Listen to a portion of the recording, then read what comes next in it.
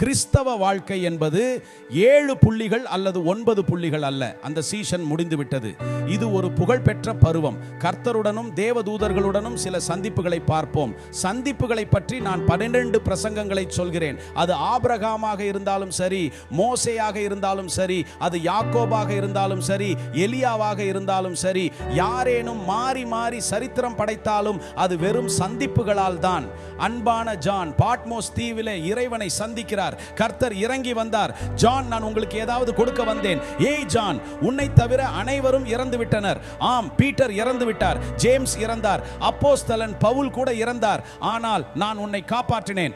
ஓ, உங்களுக்கு வயது 90 தூந்தூரி, நான் உன்னை காப்பாற்றினேன். நம்மில் பெரும்பாலோர் கர்த்தரிடமிருந்து அதே சாட்சியை கொண்டிருக்கிறோம். கரோனா வந்தபோது பலர் இறந்தனர், ஆனால் நான் உன்னை காப்பாற்றினேன். தடுப்பூசி உங்களை காப்பாற்றவில்லை, ஆனால் கர்த்தர் உங்களை பாதுகாத்தார்.